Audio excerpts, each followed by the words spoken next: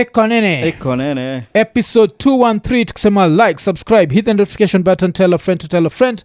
Na of course kawe ni ya hip hop fan unakumbuka kulikuwa na a hip hop super group ilikuwa inaitwa 213. Ilikuwa na Snoop Dogg, Nate Dogg na Warren G. Na leo pia tumeamua jo kukuletea show ya nguvu, unajua cause 213 alafu tukiassociate na hip hop na associate mostly na living the soft life, na the soft life jo kitakawasawa juu jo ni mandai jo. So imebidi jo tutoke na tray ama ni tray sticks, ni tray ama ni tray, so inategemea watu wengi ni tana tray standard. Tray sticks ni jina ya uni. Kuna reason why, but tray is fine. Tray the girls kulikuwa na tray songs alafu tray sticks. So Trev, tubonga juu ya mandai. But before tubonge juu ya mandai, wacha tubonge juu a few things that have happened. Hii pia iko imeshikana na stories za mandai. Your favorite mode of travel after cars? I'm guessing cars ni number one. Yes, of course. In my other alter life inaweza kuwa mandege. Mi nimetaka kuwa captain. I probably do that as something, as a personal achievement. So mi upenda mandege sana. Mi travel sana, so nimeget kuenjoy your life ya mandege nini na nini. Ian, mode of travel apart from nini, donkey back. Ian ndiye alikuwa na nani, ilikuwa na igathe. Inakale ka donkey. Of course cause wote I think tunapenda mandai cause for different reasons. I think mseka Trey wanapenda mandai for just being like an engineering masterpiece ama? Yes, correct. You want to enjoy the drive nini. Me mandai niko napenda sana jama dem, just danganyagi hata watu. Kwa the flyer the car unajua. But tutabonga jama mandai baadaye. But sasa kuna history ili happen masai za US. Kuna flight ilikuwa inatoka from Atlanta. Ilikuwa Delta. Kwa inatoka from Atlanta ikienda Barcelona. Alafu time iko huko juu ya hewa, kuna msee inakalikuwa ameka either mbele ama nyuma kama anataka kwenda kwa choo. Choo waga nyuma, si ndio? So alikuwa amekaa mbele. Akaamua kwenda kwa choo. Wacha juu kabla atoke kwa kiti anze kuhara jo. Alafu I think maybe ni dem cause hii nini ilienda chini kwa floor. Alafu alitembea hivyo akafika mpaka huko mwisho. Ati alichachisha ndege mpaka ikabidi ndege iturn. And the flight was 2 hours into. So kaili chukua 2 hours kufika hapo. How long is it going to take back? Another 2 hours. Flying toilet. Unajua vile Americans wanakuanga na ngori. Tu biohazard jamaa. Ebola nini? Ebola indege lazima irudi. So it's tricky. Hata mimi nishika kwa flight nyingine siku moja. Nilikuwa naenda Italy lakini kwa natumia ndege nyingine. Siwezi sema ni Ebola lakini ujazoea. Egyptair, acha niseme tu Egyptair. Sasa hiyo ndege wasonju wangu wamechrome. Juu hiyo peleka wase Middle East na nini. So mimi nilikuwa na connect kutoka Nairobi nifike Cairo alafu niende Milan. Mazeni nilikuwa nimekaa na mzae fulani msonjo alikuwa mbele yangu. Sasa ile ndege isha take off, ameshazima ma lights. Kwa tu teke jamaa kaanza kushuta jo. Wow, hiyo flight yote. Jamaa alikuwa anaziachilia kuachilia. Unafungua ile kiesi. Hakuna. Haisaidii buda. The speed you want it to. Because time the only thing is kuokoa ni kufungua dirisha. Na uwezi. Unajua kama mtu amefungua dirisha kidogo. Hiyo kitu jo. Na alikuwa amedishi nini jo? Biriani nini? Unajua sondi kula kila kitu. Injera labda. Na hiyo flight ilikuwa tuliondoka kitu kama 4:30 asubuhi. So na asima alikuwa shakulele chakula yake ya jioni. Na tumbo ilikuwa inamsokota. Labda kidozingi yonga na achilia. Zama freno zake za usiku. So hapo kwa ndege akaona sasa hapa ndio naachilia. Buda libidi nimeita attendant jo nitoe kwa hii kiti. Niweke pali tu mbali na umzae juu anaachilia. Na amelala huwezi muamsha. Anaziachilia yake yote. Uniambie jo kulikuwa na seat business ama wapi jo tulikuwa economy. Ilikuwa economy. Angekuwa upgrade. Ilikuwa ndege ndogo so hizo ndege ukiona ndege imekuwa kwa route. Na ndege ndogo kama 737 ama A320 most of the time business wanga imejaa. But ukiangana zile za kuna kama Dubai hizi ma 777 most of the time unaweza pata ka nafasi hapa pale. Inaweza kisha Instagram haraka. The soft life. Kwani nataka kushutiwa aje? No. The soft life. Hiyo paka ndege unibamba lakini jo. But medical emergencies kama hiyo inaweza kuwa termed as a medical emergency. Juu crew wali evaluate situation umsa na ara hatuwezi jua ni nini. Number 2 unakutunezeka expose wase wote kwa risk because ndege ni an enclosed metal tube. So labda jamaa kuna mapathogens hapo, so ilibidiwa umeifikiria mbali jo. Iyana nanijuaga jo, me like my greatest weakness in life ni smell. Musamaga ile kitu ilichukuliwa from eyes zangu, the fact siwezi ona hiyo power yote ilipelekwa kwa mapua. Siwezi survive hiyo ndege. Mi ndio ningeumia kushinda kila mtu cause ange drop tu ya kwanza ningemsmell. Niko like hiyo time itakuwa tushukisheni shukisha dere nipatieni parachute nitaangoje huko chini 2 hours jo, ikabidi wanini 2 hours. Alafu na feel ni kama ndege after this someone needs to invent something that inaweza tumika cause ulichekinika alikuwa amemwaga matissue jo, amefunika uto to drop situation na tissues. There needs to be something like nini ina suck your smell immediately. Alafu vacuum hivi jo kitu ina suck your smell immediately. Alafu iraya tuifungie tu pahali tu usitoke jo. weka hapo jo, ama kuwe tunaka I'm thinking it's a girl cause kwa nini ilikuwa imedrop kila pahali unazambaki umesearch cause ikiwa ni dude itamwagikaje chini hivyo ama inapita kwa mguu hivi mademu alami uchoma jo. Alafu kuati wewe ndio ulikuwa na mreceive the next airport na kasain kako na jina yake literally have a shitty day ama wewe ni mseka Trev umetokea na ndai ya nguvu alafu na mwana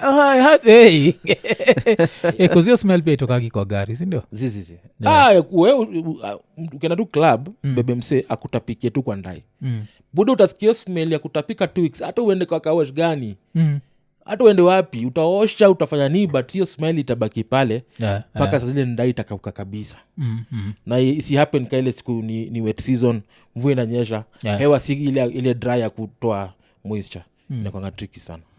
Hiyo imenikumbusha nini tukitoka kushoot hapa weekend update one Saturday nimeingia mati ya mtaa hapo Koja, so tumefika place fulani hapo Peponi Road mother nasikia ki belch alikuwa amekaa next to me ana tubabonga tu ana belch alafu akashika nini leso jo alikuwa amejifunga, it was cold akajifunika nayo mdomo so mimi nafikiria are we good next thing nilianza kuona vitu zinatiririka alikuwa anatapika na nimekaa next to her yes so shida ni singemwambia I move akam to where I was cause sasa hii ingebidi imenispilia na tena singe switch seats where she was so mimi nilifungua tu diro cause mimi nilikuwa nimekaa next to nini I think tulistop kwa gas station na kuna watu wanakuanga affected na hiyo smell so you guys really have kuvumilia hiyo but unaelewa hawezi shuka hawezi switch seat na mse kwani ungeshuka J 50 bob kwa melipa no see ni like almost 10 pm nashukisha wapi you guys don't tuambie ni tena you guys shuka kwa petrol station itishe taxi ya chapa ndachukua taxi ningemtana so nili notice kama tushatoka kwa petrol station inaanza kwa nini so hii nini acha to go back to flight yako so hii flight ilikuwa how long?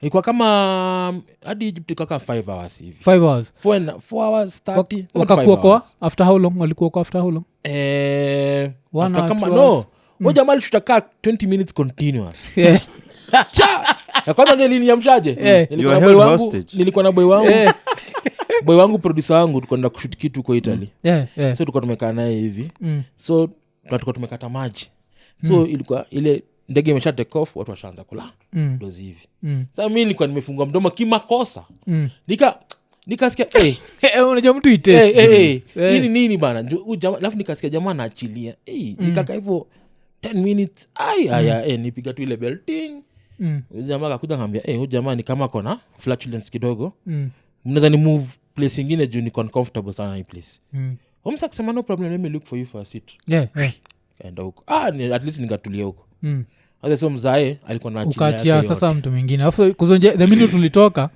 sasa ilikuwa inaendea the next target unajua hiyo budo usipojitetea budo utadediko hiyo flight pana but hiyo nini hiyo ni tricky sana jo so wameprotect nini yake so lakini so but umeona hiyo kama ni hia mashi but umeona vile hiyo nini inakaa ni more of she than kusikani dude then ilikuwa lakini hata sitaki kufikiria jo story alafu tukitoka hapo pia kuna hii picha jo imekuwa ikigo round sikuwa najua jo kuna moja madaughters wa Bill Gates anaitwa Phoebe Gates so Phoebe Gates is dating a black dude and this dude looks like the happiest black man on earth so can money buy happiness jo yes it can yes it can yes it can so navilio jamaa tukiangalia picha yake jo meno zote zimetoka 32 na account zote kutoka nje jo ana furaha ingine jo he's feeding on her cause lakini pia kuwa na guts za kukatia demka huyo jo chukua you'd be surprised unajua ama dem most of them utokutedha kama wana interact na ama niggas inakwanga either wako high school ama waende uni moja uni ni place ingine where ajui class ajui nini yote mko daro moja so kutoka jamaa labda alikuwa tu ule mseto ametulia pale kwake alafu unajua states kuna wale mabozi wa majokes wale kuchocha lakini dem hiyo vako amechoka nayo anataka nuku kama jamaa ametulia na mambo mingi you can you book me a seat here dem anakat dem ujikuta ndani ya box yomse very fast so ina happening afisha noticing most photos kama hata the few photos umepiga na wife ndio agana smile no agana make sura ya kazi but umechecking na ni reverse few years smiling but umechecking na ni reverse jo msende yuko like you get the gates are open you get post to IG social the prosperity your social value inaenda up buda ini familia hata ikuwe na sunken place mi niko ready jo unakungalia movie inaitwa Get Out I'm not getting out hata ukija Kaluya Get Out kuzushasikiaga hizo maconspiracy theory waga around Bill Gates waso mfanyaganikani aka villain trying to take over the world jamati aliundanga ile hiyo covid 2013 akaibongea waso kushikia tisa bwana jamseka huyo in that position being one of the richest men in the world wanakonganize ma trust fund kama alikuwa nayo Bill and Melinda Gates hata kama alikuwa sana wife bado hiyo trust iko so wao si investing kama projects zingine noma Africa but there's always a vested interest I always say that ukina jamaa na kuja Africa sana lazima kuna tunatengeneza malaria XYZ nini manets but kuna kitu behind it so you never know alafu sikia hiyo story yake na wife wife ni msupportive jo cause walikuwa naleta naga juu from kitambo ati apparently Gates alimwambiaga kitambo mimi every weekend kwa ni every weekend ama what nitakuwa nikishia na ude mwingine kwa cabin fulani ati ude pia alikuwa ka engineer jo sasa unajua kuna zile conversations aniza have no dem lazy have na Melinda kikama anze kubonga juu ya JavaScript Melinda nafikiria juu ya coffee lakini ude mwingine anacheza hiyo leo kulikuwa na kitu kama hiyo unasikiaga nilisikia kitu kama hiyo pia nilisikianga pia ilikuwa vya ya tax evasion apparently because unajua IRS watakutax hayo kama uko na one when you're the main source of income but ukisplit mara mbili watakutax less so sometimes pay hizi vitu zinakuanga also pia vakakwepa tax si Kenya peke yake wasiwepa tax pia majuu pale kwanza nini the rich aujuaga kuhepa tax sana indongo ni tax avoidance tax avoidance is not illegal evasion. Tax evasion ndo illegal although saitu wanasemaga there's a very thin line between hizo but sasa wadosi ujuaga cause unajua anything you hold in shares hizi tax hiyo unajua so I didn't know. Okay. inakuwaga hivyo like mseka cause sijaiuza so na tax nini understand I'm rich but am I rich hasa niza baindae na jina ya kampuni kweni expense ya kampuni kunakuwaga na hizo jo zile as long as si kampuni za states mso mtu chujwa jo kwa kampani yako ndio unaambia wewe ni liability sasa poda hii kampuni is bigger than you tabidi umechase kama hiyo nini ushasikiaga kuna sosemaga Steve Jobs hafai kutajwa karibu na kina Bill Gates na nini ushasikiaga hiyo argument unaichukuaje Steve Jobs unajua huyu jamaa alikuwa mse interesting sana unajua alifukuzwanga kampuni kwanza Apple your time Apple ilikuwa make the first PC I think alifukuzwangwa so kufukuzwa huyu jamaa akatoka kaform kampuni yake ilikuwa inaitwa Next akaenda kaunda a similar PC. So I don't know kampuni limtakaje tena arudi tena kwa sasa CEO wa Macintosh, but ni vile Macintosh ilikuwa inaenda kudedi. So I think hata yeye mwenyewe ndiye alibonga na Bill Gates. Yes. Bill Gates akapatia loan. Sikia hii loan ya $150 million. Shika hii buda. Alafu I think he was given like a stake. Was it a 3% stake? Ama 30%. There's a stake that Bill Gates was given. Alafu Bill Gates akauza. Ile time nini? Because he could have stayed with it. Akaiuza. Inasemekana get maybe around 1 billion, but angengoja mpaka saizi ingekuwa worth over $1 trillion, because it's $1 trillion whatever kama ama over at least $500 billion from a $150 million investment. Yani you need money to be you need money to make money. But kama ni umse mi nitakuwa nimesmile mbaya. Alafu demka huyu hata hauwezi sikiza nani, hauwezi sikiza zile advice za hii. Hata Amerix hawezi sikiza advice yake yeye mwenyewe. Vile Amerix wambiaga maboy never lick the perineum. Huyu dem buda You consume it. Alafu talking of consumption, kumekuwa na hizi stories zimekuwa zikigo around so apparently there's a 77-year-old man Masaiza Machakos alikuwa found dead after checking in with a younger woman. So swali ni, what's a 77-year-old man doing in a hotel having ngono? Alikuwa amemkufia. Sikia wiza. Ujamaa so, labda at 77 unaenda hotel ina dem. Unajua labda umzae labda kona kashamba alipataga bonus. Sasa akasema leo hii town itanitambua. Na kuna kamtu wanga atupianga macho. Sasa yeye anajua mimi naweza hii kazi buda. Hata ameenda kwa chemist ambia chemist buda itabidi umenipatia dawa za kuongeza nguvu za kiume. Akazidunga, lakini sasa shida ama dem pia anakimbiza ngawa zae. Jamaa wanafika limit yake mapema, alafu mambo yake na kwa zigzag. That's just a challenge. Kuzdemka unajeza dedisha buda si hata kudu kitu yote. Anza mdedisha tu na ile action tu ya ameichukua. Amechukua vile rapture itaga mzigo wa dhambi. Amechukua mzigo wa dhambi aende kuiweka kwa mdomo. Kama ikako 77 na kaza hiyo na hivyo. Kako like So pressure inapanda buda. Pressure kuzajuka stuck in the life out of me. So kabuda kalienda hivyo. Dem alikuwa 32 years old. Anaishi wapi? Masaiza Machakos. Phone number? Kwani odem Kiwa nataka kubeba mizigo ya dhambi ukiwa kwa mdomo. What case makes you strong? So ilikuwa rest in peace kumze. But maybe is it a happy ending? I guess so, senior. If you had to choose a way to go, that's not a bad way to go. Yeah, si mbaya. At least tulienda kama umesatisfy some of your urges. Afu mwingine tusimtaje juenza tuletea shida. Basi mnazikunga kuna ka lawyer fulani pia inasemekana agaliendaga hivyo. One of those prominent lawyers wa Kenya. Kumbuka story Masaiza Ukambani. Noma. Masaiza Ukambani pia alienda kwa hicho kitendo. That's a way. You're coming and going. Si mbaya. Literally. Unamaliza ukiondokea. Ovua you guys. Ati ama nile unaondoa na kuondoka.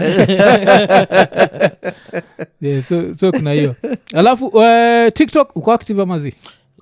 Okay, unajua hiyo trend nilianza kuishikia last year. Although watu walikuwa wameshikia, watu wengi especially wale young generation. Tangu COVID walikuwa wameendea mbaya. So ime evolve sana. So niko area naangalia what is happening there. Cause saizi inasemekana hapa Kenya tunataka kuban TikTok tunataka kuban the live feature, so hautakuwa able to go live, and the whole idea behind it ni ndio tubaki stop the broadcasting of pornographic content. So ngori unajua hiyo live feature nimefanya watu like TikTok sana by the way. But ni very hard to regulate such a feature, quote unquote, because we are a very insignificant, we are drop in the ocean of TikTok, unajua. TikTok has changed policies zake because of a certain way or a certain thing of people, but unajua vile gava iko gava ikiona hiki tu si beneficial wanaweza decide kuinyonga. However, there's a story behind that. Wale walipiga kura last year, wengi wako kwa hiyo area, na kumekuwa na about very negative feedback about gava. kwa hiyo space. So unaweza kuta labda kuminimize impact juu inarichwa se wengi watatry kuislow down or kuicurtail, then use the live feature as a pretext to do that. And use porn as the excuse. Yes, but the real thing is hiyo TikTok ile generation ilipiga kura ni wengi, ni wasi wa TikTok na ni wengi sana. Na wanaongea mbaya kwa internet. Huko noma. Okay. So huko jioni ile ni ya kupoteza time, ni initonga AOB. Ukishafanya kazi sasa unaingia live unaona nini inafanyika. But ukinawaswaki communicate like using TikTok as a tool of communicating and sending videos. Rate iko very high. Hiyo age ya 18 to 35 wasomeja hapo sana. Okay. I've also seen wase waki-advertise in this online dukas kwa TikTok. So they go live na it's like a bid. You have 10 minutes on this item, going once, going twice. Nimeona ikuwa very positive. Okay. Apart from waachane na kama ni kitu ina happen from 11 kuendelea juu, inamaanisha most of the people when na consume that thing ni adults.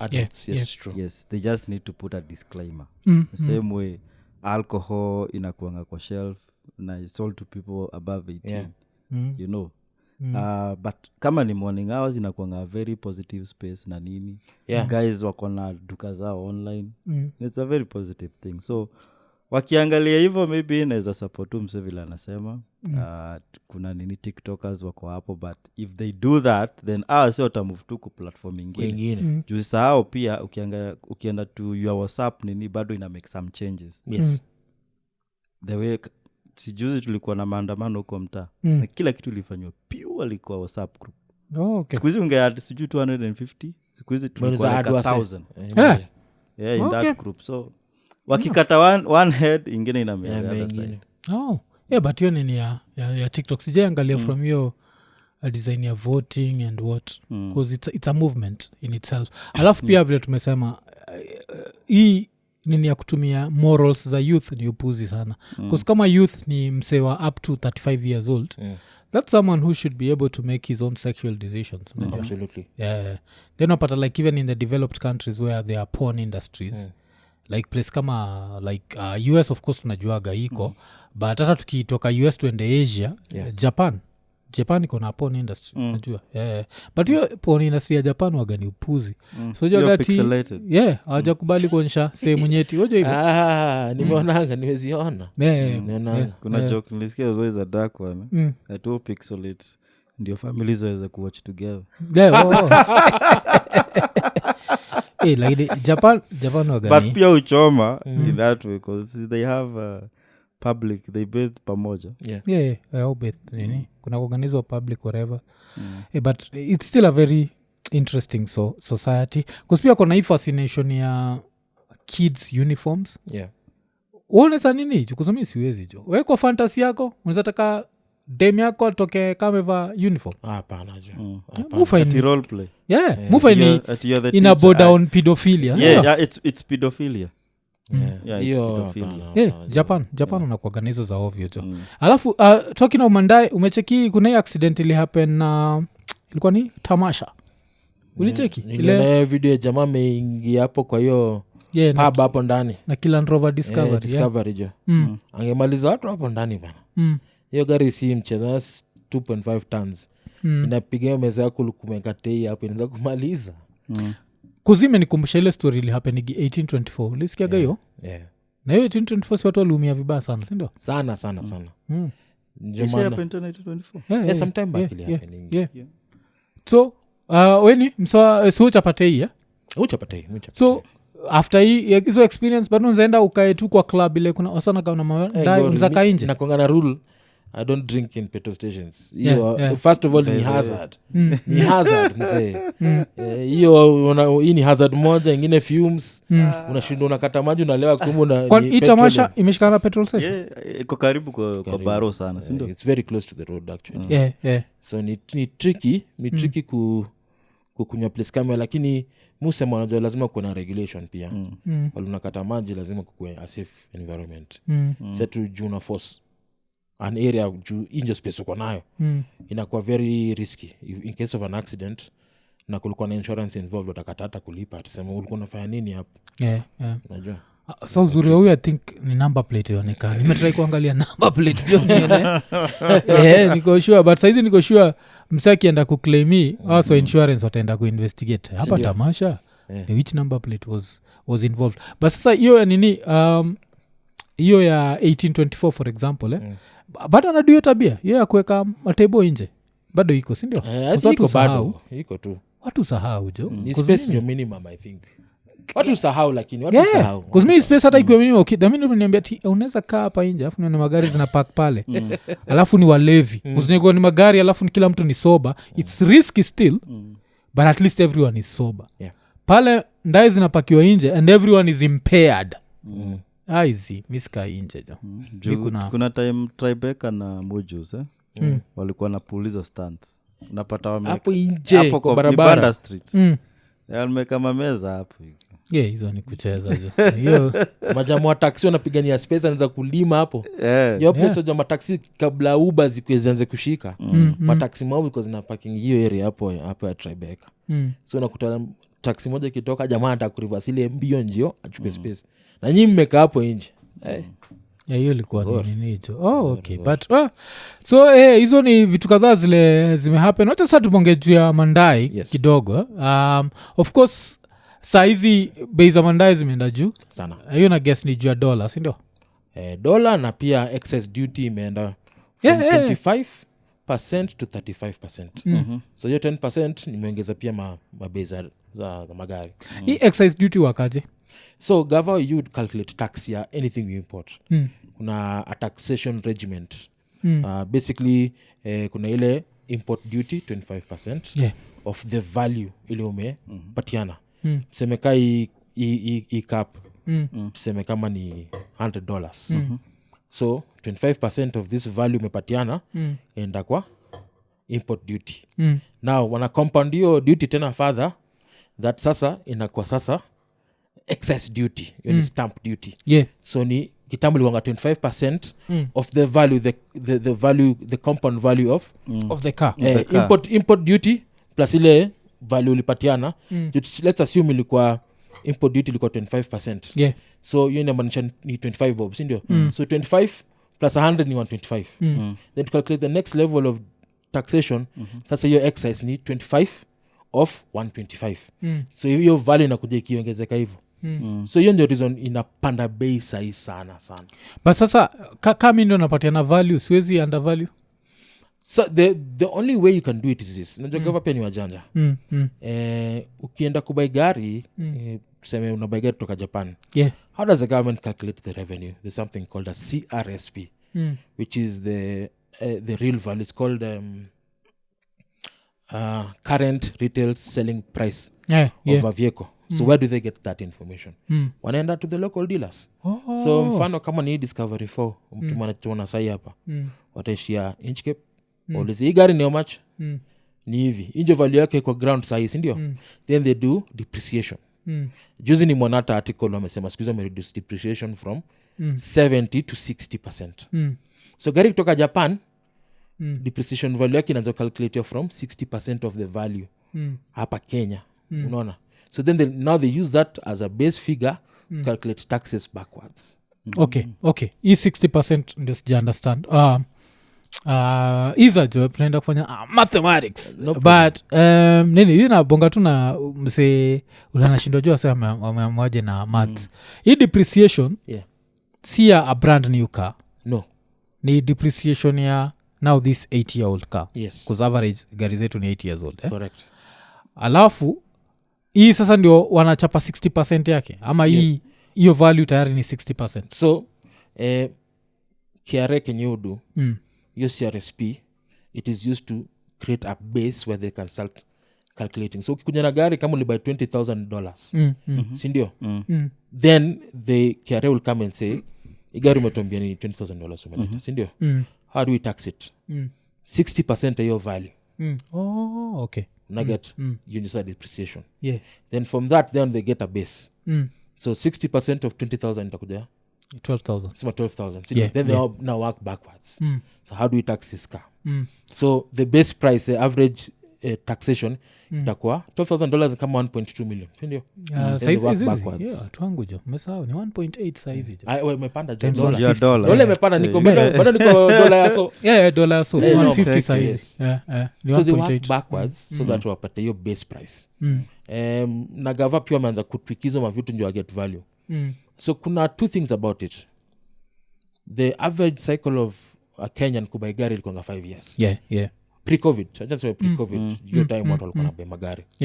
But because value ya gari between 2020 na 2023, gari zimepanda na about twofold.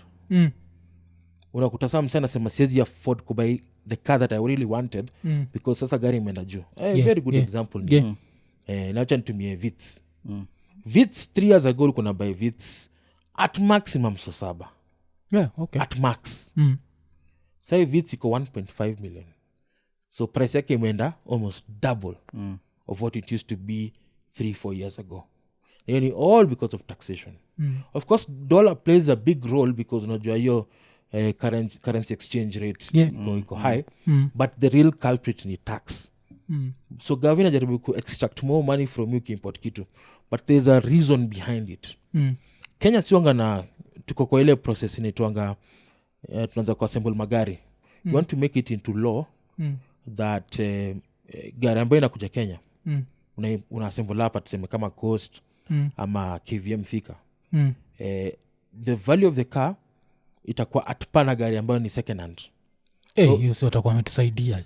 So hapo ndio kuna vita. Let me take you back to 1994. Kenya was a very closed economy before then. Then kulikuwa kuna liberalization kama unakumbukanga. Waliala wase kuimport vitu. Before we could only consume cars at either locally assembled or imported by dealers. Hapo ndio watu walisema nilikuwa nasikia tu mankol zangu Dubai. Hiyo ilikuwa vako. So kufungua market ilikuwa na benefit. One, Kenyans could now afford a good car. Okay. Of course in the 90s hakukuwa na inspection bado. That's why they started introducing zile ma inspections. Gari ni 8 year old so that quality maintainwe. But market imekuwa flooded na hizi magari. So the new car market imeanza kudwindle. Enda chini because somebody would prefer to buy a car that is ex-Japan or ex-UK simply because it's cheaper. And then they get more features because zile gari kwa zinakujanga hapa ziko na features mob. Hizo back in the day. The ones that used to be assembled here. Yes. Okay. But now there's a school of thought that Africa sahi ndio the last bastion kwa kuuza hizi magari internal combustion. This is an engine. So most of these manufacturers now are moving their bases from Europe and Japan to Africa. Okay. So they're trying to create a need where they can build a car that is commensurate to the incomes average Kenyans or Tanzanians, whatever it is. Now they come to Kenya, they talk to the government. Government says, listen, we want to build cars in Thika. What do we need? Gava looks at it from taxation, so corporate tax. Gava also looks at it from a point of value creation. So allied industries around. In the 80s kulikuwa na watu walikuwa wanatengeneza maviti Dandai, mashocks, maradiator ziko tu hapa inda. But now because vile market ilifunguliwa kafunga, they couldn't make these things for an industry. But now government afikiria, see if we allow guys to come and assemble here, there's a quota that at least 25% of whatever you're assembling equal local products. What does that mean? It grows satellite economy. So unakuta mse omachea, stitch nini, glass, and a local component and a benefit. Unaona? So government afikiria industrialization. 3, employment. Mazema youth wengi hapo wamesoma. Wazo wameenda kole wengi. Wamesoma ile noma. Watakuna majob. Ukiweka pale ile base ya Thika weke wase pale ndani inamaanisha wa youth wanapata job, si ndio? So government afikiria in a holistic point of view. And obviously they have their own interests as well. So at the end of the day, the question would be, ukiangalia gari ya brand new car bei yake iko juu. Just simply out of reach for many Kenyans. But msana do job, working class kijana nini na nini, anaweza afford ka 40-50,000, anaweza buy Polo. How do you make that Polo cheaper? You start taxing the grey imports. So value of Polo inakuwa so high kwa grey import or used car market that Poland 1.6 million. Ukienda ditidobi the same Poland 1.6 million. When akili yako smart utaendea gari ambayo iko 8 years old haina warranty ama uende ditidobi brand new imeundwa fika imekuwa tropicalized kuran kwa hizi conditions zetu na iko na warranty. Of course utaendea new car. And that is exactly what is happening right now. Cause kitu nini vile hata umebonga jeo story at ya bei ya second hand kuwa the same as brand new.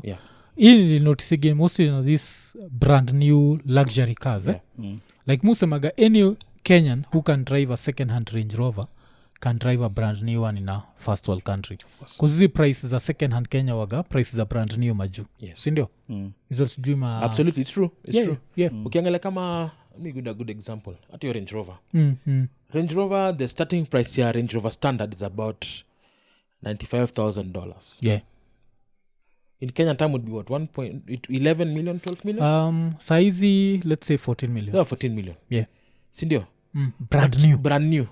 But the same car ikikuja hapa Kenya 8 years old hata si mpya hiyo gari ni mita 40 40 mics. So unaangalia bei ya 14 million 40 mics. Obviously ina eliminate wasi wengi kutoka hiyo space. So hiyo inequality yenye inafanya wase waende. Nakumkanga mode wangu wa hiyo siku kuna itanga commerce daro itwanga opportunity cost is you go for the next best alternative. So kama kuna kunyonga coffee na hakuna coffee ama coffee ni expensive utaendea majani. Unaona in the next best. So unakuta msana anaendea the option he has for his money ni used car. Ataendea Discovery which is a lower vehicle or on a new scale. So that is exactly what is happening. Na hii nini kwa nini si overtax ndaye mpya hivyo? Cause naonaga like in developed countries one of the things au support ni technology. So for example I think most Scandinavian countries ukiimport kitu kaa Tesla it's basically no tax because it's an electric car. Kenya kuna hiyo sindio? Iko kuna conversations around it. Actually gava sahi kwa taxation regiment inapatina 10% off on excise duty on electric cars. Na nikiona vile gava ya sahi vile inaenda jama yetu ni kama nda ku really promote electric cars. So utakuta to make it more affordable and more appealing to the buyer hata nizeka hata 40-50%. In Europe vile umesema ni free. In fact nilikuwa last time nilikuwa nga UK kidogo. UK gava inakupatia mpaka do. So simeka gari ni 30,000 pounds electric government rebate inakwambia since unabaya gari electric tunakutolea 5 pounds tunakutolea kwa hesabu spend 25 alafu ukienda kucharge kwa hizo charging stations ni free juu countries zingine mso ulipa nika token unaweka ile kadi yako pale inakata do ina charge but uko ni free because they want people to begin embracing that. And it's because European Union walikuwa wanataka kukill all the sale of all internal combustion engines by 2030. Lafu wanaenda to full electric. That's why unaona magari mob sahi Volkswagen wameenda electric, kila mtu wameenda electric because kuna hiyo shift. But because of COVID waliongeza miaka zingine 5 so in 2035. Unaona? So kuprepare watu for that transition you have to make it attractive because ni ngumu sana kuambia msee umeweza kuonyesha gari iko na engine for years hebu ingia electric. First of all even from the sound the feel ukidrive gari electric ni very different. The response ni instantaneous. Juu ni stima. Si gari lazima ingoje ipik kikamgu hivi kama imeenda. So you feel it's as ingine you put off the regular guy. So your feeling ya kutake off is very very strong. So nataka struggle mtu anataka kusikia progression ile ni mimi ndio ama ni gearbox inaenda yani you can control. So it's a very different feeling. So watu wengi wamekuwa apprehensive about electric cars. That's why they're giving these incentives that hey ukibuy gari unapata this % off. Na incentive ya pesa ni strong. Italan kuidrive ina shida but unaninywa 5,000 pounds off boss. Hiyo ni ina make sense kwangu. So uko majunio. Alafu jua AI saizi zimeanza kuwa na sound, zimeacha kuwa quiet saizi unaweza okay by AI inamaanisha saizi kitu kama Tesla it's not totally quiet, sindio? So it at least makes some noise. So because of regulations, because the initial wale walianza kufanya ma electric na hybrid vehicles, ilikuwa Toyota Prius for many years. Because of they call them city restrictions, lazima gari yako ikuwe audible. Ndio mse asikie oncoming juu hizo gari ni extremely silent. Extremely so wanaekanga speakers kwa gari au external imekio sound that kuna gari na kam. Although they say also hizi gari pia electric ni very good because a quiet cabin inafanya msia relax, but also pia inafanya msia kwe disconnected na outside. Unaweza doze kweli, lazima so uko nje lazima ni by law lazima uweke ikwe audible. So wanaweka speakers kwa bonnet hapo mbele ukuon that inakam. Anipoa juu kwanza country wasa na shida kaa Kenya. Pata msiana cross barabara, yani wameongeza bei ya unga. Sisi unajua ni basic human rights, yani like jo. So lazima mseka huyu ajue inakuja. Cause nzabaki umemget. Hivyo nikisikia electric ati it's silent. Kwa kuna kitu ya kuguruma. Nini na guruma? Imota tu na battery. Na hiyo battery si ati inapiga kelele kama ile battery ya kumkate nje kitambo tape kulikuwa na motor fulani. Kipiga na iliangi hivyo. Kale it's very smooth like it's very can't feel it. Sentana kwa nasema maintenance pia apart from the batteries, semekaraga maintenance ni low cause there are no many moving parts. In fact tuna jamaa wangu hapa the gear system alibaingia electric 2 years ago. Golf E is Golf electric. It's a very basic physics ni motor inverter juu ina step up your current niweze kudrive, na hakuna gearbox, inaingia tu straight kwa shafts kwa mguu. So haina anything major, haina piston, haina nini, haina oil haina radiator. Ukienda service haina radiator because you need so uhitaji coolant. Kuna coolant? Hakuna coolant. Although the high capacity electric cars zima Tesla Plaid S, kuna zile ziko na double motor nini, high performance, ziko na oil cooling ya kukulio motor. Kama tu generator uanga na oil. Yes. Sija kuanga na hiyo oil but haina ile coolant ile siweka ya maji ile haina. Ile yetu ya engine light. Hizo zinakuwa zile za so but inaonyesha the future cause now wewe kama like a car head ama ni motor head unaichukuaje? Cause mimi on my side me love new technology sana nijuaga. Mimi napendaga like the latest. So if you come to phone nini like Tuesday night I'm depressed. iPhone 15 natokea. I'm like why I want the latest MacBook hiyo M3. Natakaga the latest TV technology. Kwa mandai ukwaje? Same thing. It's also everybody wants to adapt to newer technology. Although the real petrol head or car head would love to see the continuation of normal engines, internal combustion engines. So V8 askio sauti ya V8 kipiga kelele. Hiyo ni vako. Hata me I'm like that. But also I'm progressive. That technology is not static. Lazima isonge mbele. You have to embrace it. A very good example nataka kutumia katika China kama an example. China wame lag behind in car building for many years. Simply because yes haikuwa era yao ya kubuild vitu. So even up to as now they make good cars. But they're not as good as a German vehicle. Ama Japan. But now they're the leading electric vehicle builders in the world. They call it new energy. Sasa hapo ndio masters. Basi zote China ni electric. Trucks zote sai ni electric. All trucks they're building electric by law. So they're promoting this new energy because now they are leaders in that electrification field. As compared to when they're building normal engines. They used to rely on either a partner na Volkswagen or jingika engine kamoja. So gari zazo ilikuwa tu kwaki, hazikuwa ati original. Unajua?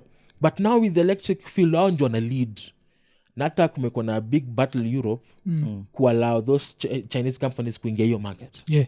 But it is inevitable because they possess the best technologies. The biggest battery manufacturer ya magari ni Chinku. They're called CATL, China or something. So your urge imeforce companies kama Volkswagen who have been traditional leaders to buy Chinese companies ndio walete technology now to the masses. Unaona? Alafu I think pia kitu inawasaidia pia ni population. Because Europe, the fact that kuna very low population growth inamaanisha pia workforce si watu wengi wanaingia. Ni wazaenji wamejaa. You don't have enough people kutengeneza hizo batteries Yes. Inakuwa tricky sana. So for me in my industry and in my space, mimi mse napenda vitu new.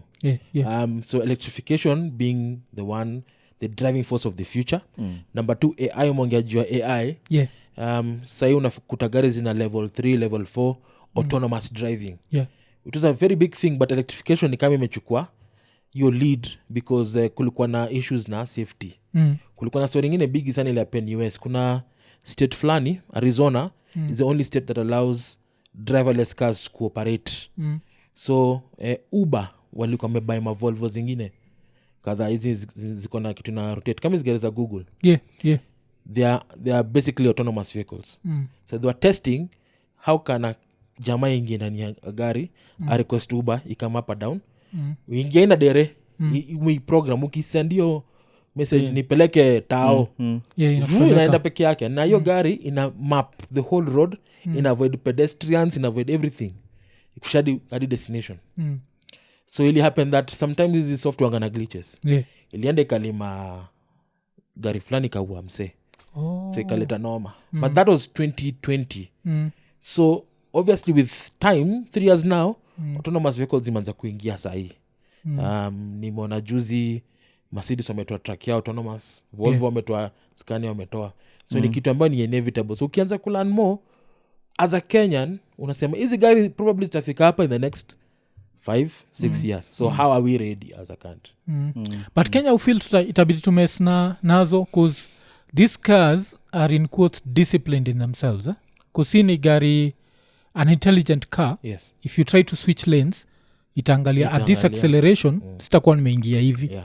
Wanafikiri dere wa Kenya wa ma3 ataweza kudil nayo cause itakata itamwambia ataingia na watalimana. So ikimwambia haingii the next thing itakuwa aende atafute kale ka class 8 dropout katoanishe the computer tuitumie. Kitu moja na Kenya which I like very much and it's interesting is that we all know the highway code. Sasa kwamba najua. But we choose not to follow it. Nilikuwa like I said last time nilikuwa UK nikisoma kidogo. Nilikuwa naenda kwa road kudrive. UK ni katu Kenya tu. But drive to the same place, the same thing. But ile discipline waswako nayo paka mimi niko na feel odd. Unajua pale kuruka matako around hiyo ni very popular thing Kenya. Boss kila mtu anasimama. Hakuna karao inside. Atisimamisha zi. Wewe ruka uone. Boss ukiruka kuna kamera. Hiyo kamera ukishavuka inakutumia text. Trevor ulikuwa umevuka road, ulikuwa Eltelasi, light ilikuwa red lakini ukadecide kuru. Picha ndio hii. Wakati picha evidence. Picha ndio hii.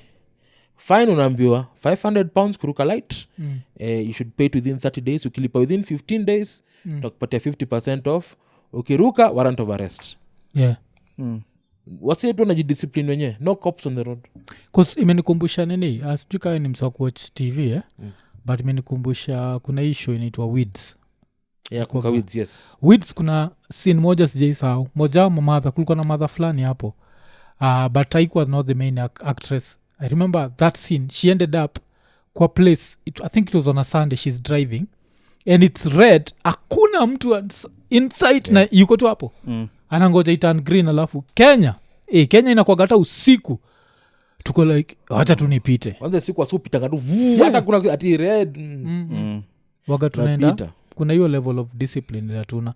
So cause you know na struggle naona like weka msana nini Mandai, how would you prepare for that future where cause if we can combine technology and man tunaenda ku reduce accidents kabisa. So by a whole mile. Yeah.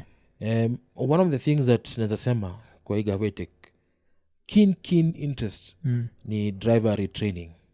Ikwe compulsory that after every 2 years lazima budu ingie kwa ile meza. Isi rayo nafikia ni retraining zinahitaji kweli? Zinahitaji retrainer because majua wasu ufanya hivyo, wasu enda retraining.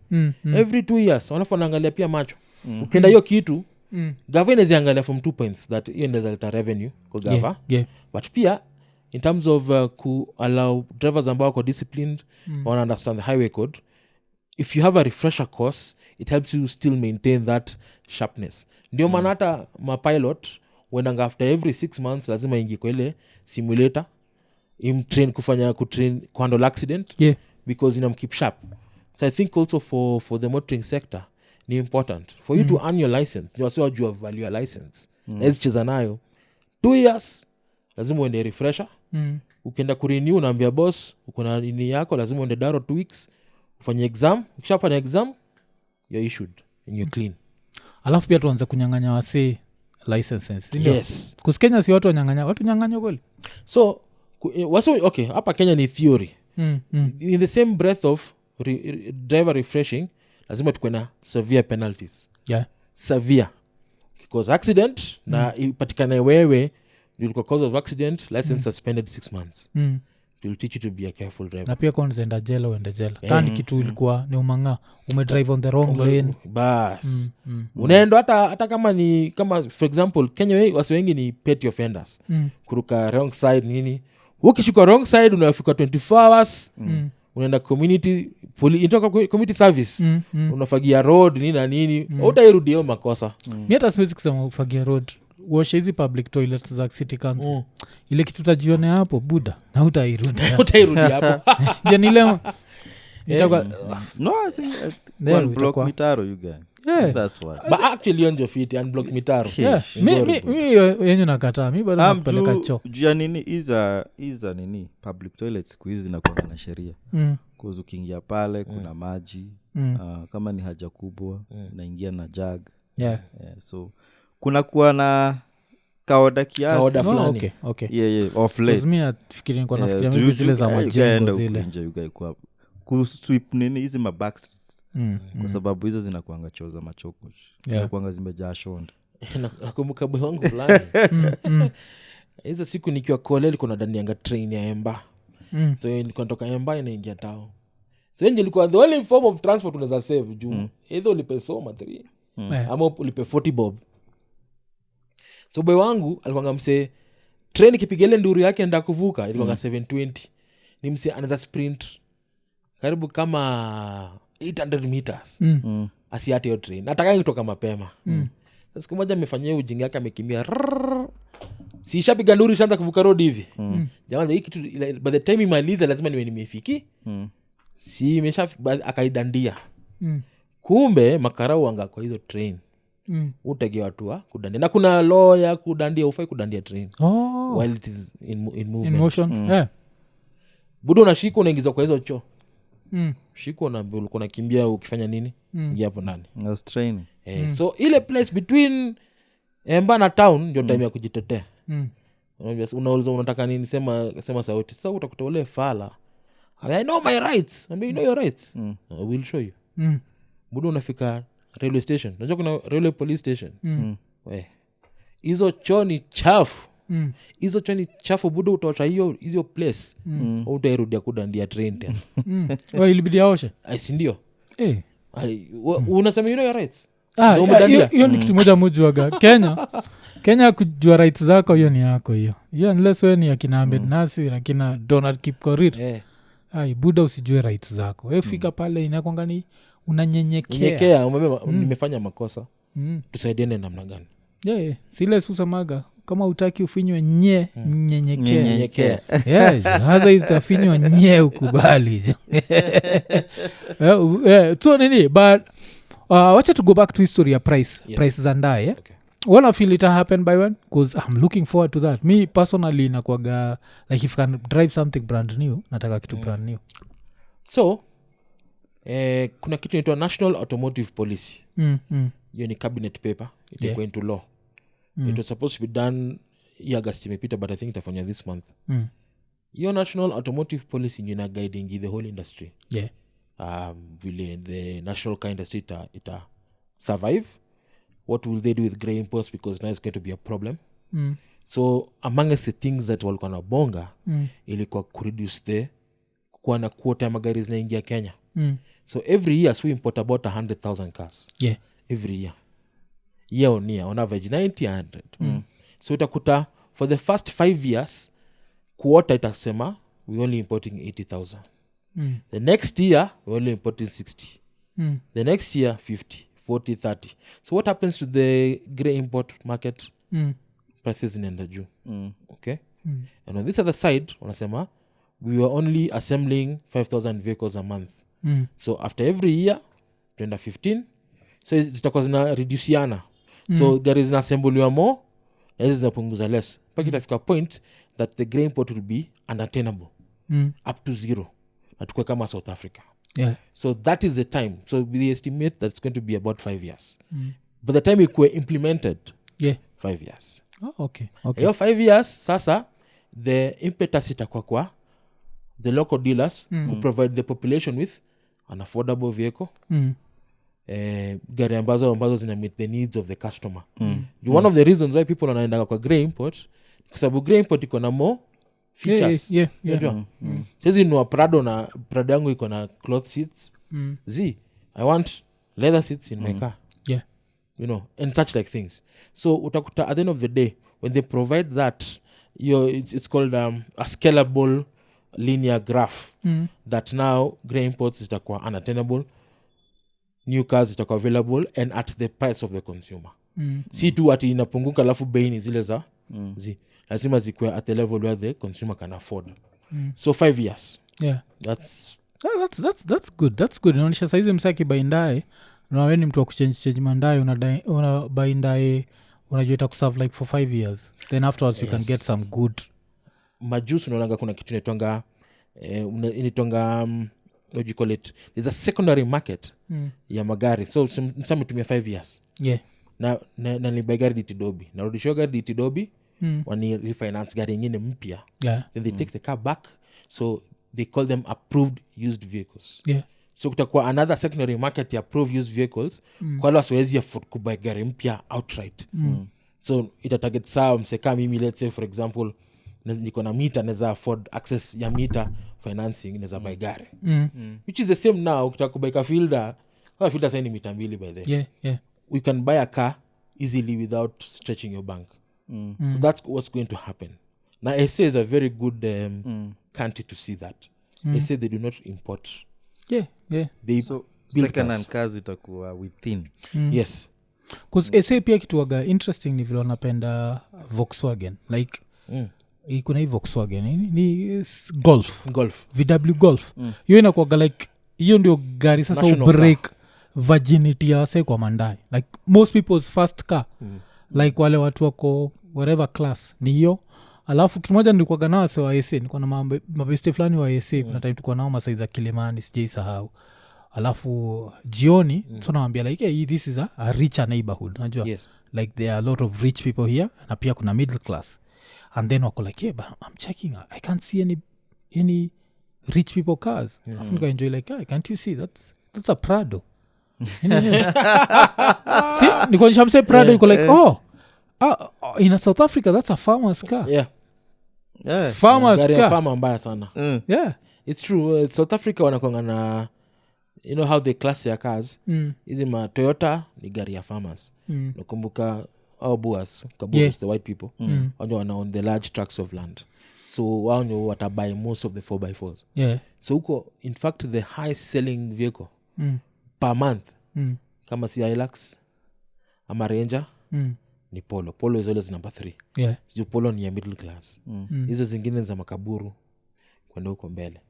So huko SA Volkswagen is a national car kama vile Toyota is a national car. Huko Volkswagen ndio noma. Kuibiwa mbaya. Noma. Juu itapata soko immediately. Alafu unajua pia wamejua kuna source market kama Zimbabwe. Jamaa anaepesha gari anapisha kuna bridge fulani ita Bait Bridge.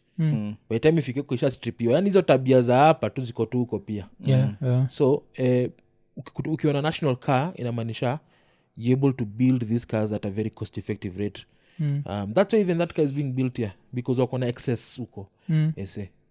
So we are really hoping that will change. But sasa za Kenya ni hizi like basic kabisa. I would feel like it's German engineering. No, it's actually, you see what happens, standards za magari.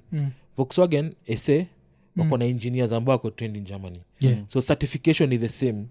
Like they can't begin to build a Polo in Kenya kama ijapita certification. Lazima iko na at that same level.